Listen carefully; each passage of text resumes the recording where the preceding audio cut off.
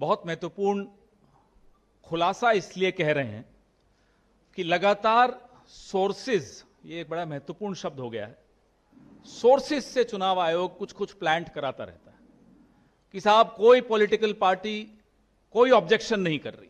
आपने सुना होगा, आपके माध्यम से हमें भी मालूम पड़ता है कि हमने कुछ नहीं किया। तो वो खुलासा इसलिए है कि कांग्रेस पार्टी ने 89 लाख कागज, 89 लाख कंप्लेंट्स, ये बहुत बड़ा आंकड़ा है, 89 लाख कंप्लेंट्स, 89 लाख शिकायतें चुनाव आयोग को दी हैं। हम अपना काम चुपचाप करते रहे और उनके सोर्सेज की सुन के मुस्कुराते रहे। सोर्सेज कहते हैं साहब 0 कंप्लेंट्स। हमें पैटर्न समझ में आया कि ये 0 कंप्लेंट्स क्यों करवाते हैं।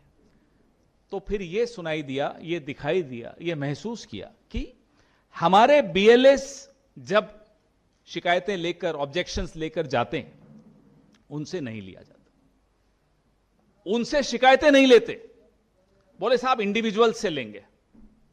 अब इतने कम समय में लाखों लोग अपनी शिकायतें करने एक तो वहां जाएंगे, तो बीएलएस का रोल क्या है बताइए, राजनीतिक दलों का फिर रोल क्या है ये बताइए। हमारा रोल यही है और वो नियमानुसार हमारा रोल है कि बीएलएस ऑब्जेक्शंस वहां जाकर देंगे, फॉर्म 6, 7, 8। अखिलेश जी तो कई इलेक्शन लड़ चुके हैं, राजेश राम जी इलेक्शन लड़ते हैं, शकील भाई इलेक्शन लड़ते हैं, सबको मालूम है क्या है ये।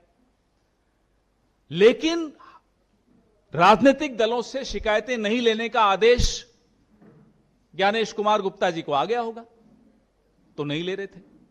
अब 1 तारीख कल है, ऐतिहासिक है। हमारी जो वोटर अधिकार यात्रा है वो 25 जिलों से होती हुई कल पटना में प्रवेश कर रही है और एक बहुत बड़ा मार्च हो रहा है। और कल ही अंतिम तारीख है जब चुनाव आयोग में ऑब्जेक्शंस एसआईआर के तहत जमा कराने का दिन हो। कल वो अंतिम तारीख है। बीएलएस ने बिहार के नागरिकों की आवेदन, आपत्तियां जमा कराने में कोई कसर नहीं छोड़ी, सबकी मदद की। यहां तक कि ऐसे वोटर आए जो आकर हमें कहते थे कि साहब हम तो भाजपा को वोट देते हैं, या हम नोटा को वोट देते हैं, या हम आपको वोट नहीं देते, भाजपा के तो कम थे, नोटा वाले ज्यादा थे, या हमारे और अन्य दलों को देने वाले लोग थे। हमने उन सब की मदद की। आपने देखा था ना उस दिन राहुल गांधी जी को काले झंडे दिखाने 3-4 बीजेपी के लोग आए, 3, उन्होंने उनको भी चॉकलेट खिलाई, जीप में बैठाया। तो हमारी पार्टी की परंपरा यही है, साहब नोटा को वोट देते हो कोई बात नहीं, आओ हम आपकी भी मदद करेंगे। हमने उन सब की मदद की, उनके आवेदन भरवाने में मदद की। अब हमें रसीद, जैसा कि मैंने आपको कहा, नहीं दे रहे थे, फिर भी बूथ लेवल एजेंट 1 महीने से सब कुछ इकट्ठा करके डीसीसी के माध्यम से, जिला अध्यक्षों के माध्यम से हम लोगों ने ये कंप्लेंट्स वहां डीईओ को जमा कराई। अब